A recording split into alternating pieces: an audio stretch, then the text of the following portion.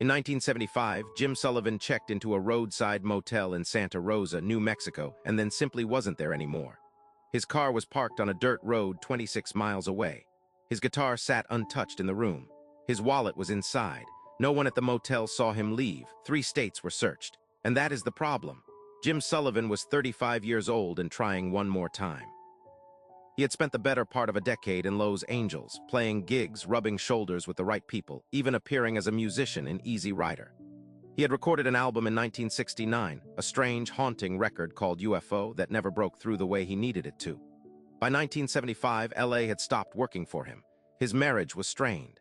His career had stalled, so he made a decision. He would drive to Nashville and start over. On the morning of March 4, 1975, he kissed his wife goodbye and pulled out of his driveway in Leimert Park. He was driving a Volkswagen Bug. He had his guitar. He had roughly $4 in his pocket. He made it about 900 miles before stopping. The Highway House Motel in Santa Rosa sits just off Route 66, the kind of place built for exactly this kind of traveler, one night, then gone. Sullivan checked in on the evening of March 4th. The desk clerk remembered him. He was polite. He asked about the area. What happened next has no reliable witness. That evening or night, Sullivan left the motel. He did not check out. He did not settle his bill. The room looked occupied, personal items on the counter, his guitar in the corner, but Sullivan was not in it. The following morning, a rancher found a Volkswagen Bug sitting alone on a dirt road approximately 26 miles outside of town. The engine was off. The keys were inside. The doors were unlocked. No signs of a struggle, no blood, no broken glass, no skid marks. Just a car sitting in the New Mexico desert as though someone had parked it there deliberately and then walked into the open land. Nobody saw him do it. Local authorities searched the area around the car. They covered the surrounding desert on foot and on horseback. The land out there is open, sparse juniper, red earth, no places to hide and nowhere to go. No rivers deep enough to conceal a body. No ravines that swallow a man whole. They found nothing, not a footprint beyond the vehicle, not a piece of clothing, not a sign that Jim Sullivan had walked in any direction from that car.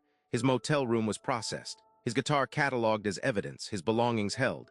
His wife was contacted. She had heard nothing. It had barely been 48 hours. Investigators reached out to Nashville. He never arrived. They checked hospitals along the route. Nothing. They checked with known acquaintances across the Southwest. Nothing. Jim Sullivan had passed through Santa Rosa, and the earth had simply closed behind him. The working assumption early on was that Sullivan had walked into the desert and died from exposure. The Chihuahuan Desert runs along that stretch of New Mexico.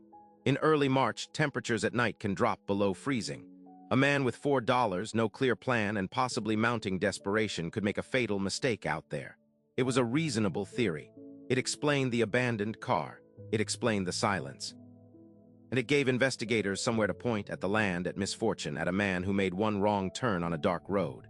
But then they started looking more carefully, and the theory started to crack. Remember the dirt road where the car was found, 26 miles from the motel? Sullivan had checked in calmly. He spoke to the desk clerk. He was coherent, asking normal questions. Investigators later confirmed he had spoken to at least one local rancher near the motel that evening. He mentioned where he was headed. He did not seem suicidal. He did not seem disoriented. He seemed like a man passing through, which means at some point that night, Sullivan got back in his car, drove 26 miles on an unmarked dirt road into the desert, stopped, turned off the engine, and left. That is not the behavior of a man who became lost. A man who becomes lost drives until the car runs out of fuel or gets stuck. He does not park neatly, leave the keys, and disappear cleanly into the night. Experienced trackers found no footprints in the soft earth surrounding that car, not in any direction, as if he had ceased to exist at the door of the vehicle. There was no walk away. There was just the absence of one. Here is what investigators did not fully reckon with until years later. That album Sullivan recorded in 1969, U.F.O., the songs are quiet and strange and full of imagery about leaving, about going somewhere no one can follow, about being taken.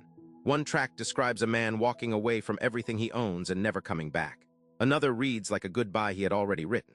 That album sold almost no copies. Barely anyone heard it, until Jim Sullivan disappeared, and then people started listening. And they realized the entire record sounds like a farewell note set to music. He recorded it 6 years before he vanished. Jim Sullivan's case remains officially open and unsolved. His remains have never been found. No foul play was ever established. No credible witness ever placed him beyond that desert road. He would be 86 years old today.